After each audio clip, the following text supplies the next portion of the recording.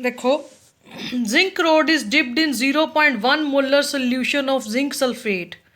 Zinc road ਨੂੰ zinc sulphate ਦੇ ਹੀ 0.1 molar solution ਚ ਪਾਇਆ। The salt is 95% dissociated. बेटा ਇੱਥੇ ਇਹ ਬਹੁਤ ਹੀ ਇੰਪੋਰਟੈਂਟ ਗੱਲ ਹੈ, ਧਿਆਨ ਰੱਖਿਓ।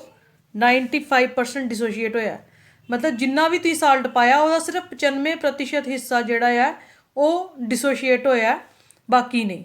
ठीक है बेटा जी। At 298 kelvin calculate electrode potential. Standard electrode potential ਤੁਹਾਨੂੰ ਦਿੱਤਾ ਹੋਇਆ, यानी कि इक्विलिब्रियम वैल्यू ਦਿੱਤੀ ਹੋਈ है। ਤੁਸੀਂ ਕੀ करना है, इलैक्ट्रोड पोटेंशियल। ठीक है, ਹੁਣ नरनेस्ट इक्वेशन देखो की बनी है दी।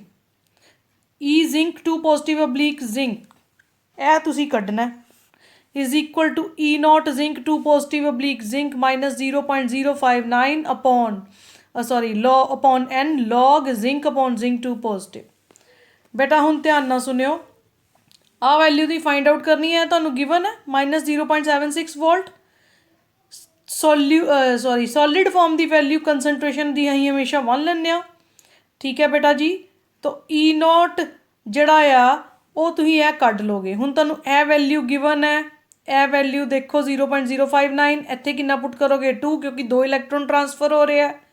इत्थे पुट करोगे 1। हुण इत्थे की पुट करोगे, तुसीं कहो जी सानूं नमैरिकल च 0.1 मोलर दिता है, बट नहीं, नाल ही एक चीज़ दिती है कि 95% हिस्सा उहदा डिसोशिएट होया। बेटा इस तरह का इक्को ही नमैरिकल है, बुक च ते पेपर च आ सकता है। जे तां यह चीज़ ना दिती हुंदी तुहानूं, फिर तां सीधा ही जिंक टू पॉजिटिव की कंसनट्रेशन 0.1 भर लैनी सी, पर हुण यह चीज़ दिती है तो फिर यदा 95% कढ़ लोगे 0.1 का, वो आ गया 0.095। ठीक है, ना put the values. E zinc two positive oblique zinc कढ़ोगे, E naught zinc two positive oblique zinc की value minus 0.76 minus 0.059 upon n की वैल्यू 2 लॉग 1.0.095। आ की हो गया तुहाडा। हुण मैथेमैटिकल टर्म्स है, बस वैल्यूज पुट करतियां। 95 ओवर 1000 चला गया, इनू सॉल्व किया 1000 ਨੂੰ 95 ਦੇ ਨਾਲ डिवाइड किया 10.52, बाकी सारी वैल्यूज वही। हुण इहदी लॉग की वैल्यू की आएगी, देखो पॉइंट के पिछे किन्ने डिजिट्स है 2, n-1 कितना हो गया 2 - 1 1, आंसर आ गया 1.10 का 5 के खाने च लॉग देखोगे। फिर तो दस रही हैं पॉइंट के पिछे किन्ने अखर है 2, n-1 कितना हो गया 2 - 1 1, तो आंसर आना तो 1 पॉइंट। करैक्टरिस्टिक्स हो गया 1 पॉइंट। मिंटीसा 10 का 5 के खाने च देखोगे वो आ जाएगा 0.0212, तो 1.0212 आंसर आ गया। एन की वैल्यू 2 पुट करोगे, सारा सॉल्व करोगे और यह तो इलैक्ट्रोड पोटेंशियल ऑफ जिंक आ गया। ध्यान नाल सुनियो बेटा, नरनेस्ट इक्वेशन च अगर तुहानूं इलैक्ट्रोड पोटेंशियल कड्ढण नूं कहा जाए तो इलैक्ट्रोड पोटेंशियल वाली ही रिएक्शन लगाओगे। अगले नमैरिकल च होर क्लीयर होएगा।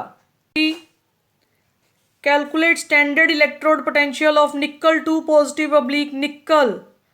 इलैक्ट्रोड पोटेंशियल निकल का कड्ढण नूं क्या है, बट सैल देता तुहानूं और कॉपर की वैल्यू देती।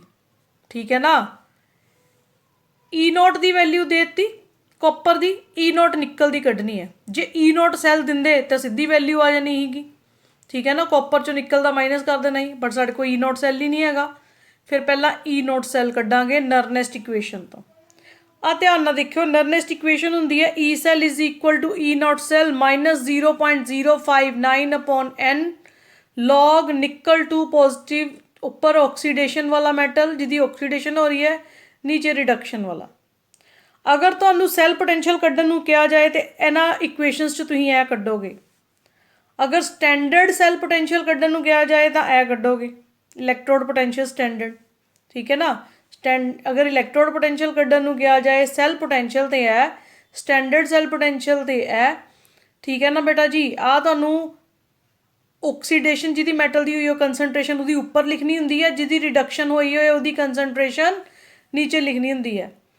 इस नमैरिकल च तुहानूं ना यह कड्ढण नूं कहा गया ना यह, तुहानूं की कहा उन्हें कि ई नॉट निकल टू पॉजिटिव अब्लीक निकल कड्ढो। ਇਹ ਕਿੱਦਾਂ ਕੱਢੋਗੇ? E naught cell is equal to E right minus E left। Right वाला तो कॉपर 2 पॉजिटिव ऑब्लिक कॉपर है, लैफ्ट वाला निकल 2 पॉजिटिव ऑब्लिक निकल है। सो तुहानूं यह चीज़ कड्ढण नूं कही है, आ तुहाडे कोल हैगी है बट ऐ नहीं हैगी। इनू तुसीं पहला नरनेस्ट इक्वेशन लगा के आ चीज़ कढ़ लो। Once you get E naught cell you will find out reduction potential of nickel। E naught cell आ गया, ER माइनस EL करके कॉपर की वैल्यू गिवन है, निकल की कढ़ लियो। यह पहला नमैरिकल चों सॉल्व कर लो, ठीक है। Cell potential is given, standard electrode potential is to find out. E naught तुसी कढ़ोगे, E सैल तुहानूं दिता है, E naught सैल तुसी कढ़ोगे। क्यों E naught सैल कढ़ोगे? बिकॉज बेटा तुहानूं फाइनली E naught निकल 2 पॉजिटिव ऑब्लिक निकल फाइंड करना है, तो वह कितों निकलेगा? E naught पिछे ग्रीन पेन नाल मैं दस्सिया ना तुहानूं, है ना। तो E सैल तुहानूं गिवन है। इत्थे देखो कई नमैरिकल्स च तुहानूं E सैल कड्ढण नूं कहंदे आ, E naught गिवन हुंदा, कईयां च तुहानूं E सैल दिता हुंदा, E naught कड्ढण नूं कहंदे आ। इत्थे तुहानूं ना E naught कड्ढण नूं किहा ना E सैल, तुहानूं की कड्ढण नूं किहा है? इलैक्ट्रोड पोटेंशियल ऑफ निकल। वो किस तरह निकलेगा? E naught सैल तो, है ना। तो पहला तो E naught सैल फाइंड करोगे, यदी वैल्यू पुट करती, यदी वैल्यू 0.059/2 आएगा, बिकॉज निकल ते जिंक दे विच 2 इलैक्ट्रॉन्स एक्सचेंज हो रहे हैं। निकल की कंसनट्रेशन उपर लिखती, ऑक्सीडाइज्ड वाले मैटल की उपर लिखते हैं, नीचे रिडक्शन वाले मैटल की लिखते हैं। यह वैल्यू सॉल्व करके आ जानी है 1/10, क्योंकि यदा 10 उपर यदा 100 नीचे। 1/10 की होएगा? log 1 minus log 0, log A upon B equal to log A minus log B। तो यदी वैल्यू 0, यदी वैल्यू आएगी 1, 0 माइनस 1, यानी कि ब्रैकेट सॉल्व करके तुहाडे को आ जाएगा -1। बाकी मैं सेम उतारती पई हाँ। आ गिवन है, यह कड्ढनी आ 0.059/2 लॉग इनू तेनू सॉल्व करके 1/10 आया। 1/10 log A upon B log A minus log B, यदी वैल्यू 0, यदी 1। इनू सॉल्व किया, हाँ जी, की बन गया तुहाडे को? log 1 माइनस 0 -1 हो गया। आ माइनस ते माइनस कितना हो गया? प्लस, ठीक है बेटा जी। आनू वैल्यू नू इत्थे रखो, इनू इधर चल जाओ, माइनस हो जाएगी। आ सॉल्व करके आ तुहाडे को आंसर आ गया। Now what you get here? E naught cell तुसी की फाइंड करना है? E naught reduction potential of nickel. आ की होएगा? E naught cell reduction potential of reduced form minus oxidise form, यानी कि right side minus left side. आ वैल्यू तुहानूं 0.34 गिवन है, आ वैल्यू तुहानूं तुसी सॉल्व कीती है, आ वैल्यू तुसी कढ लो। Answer that's all.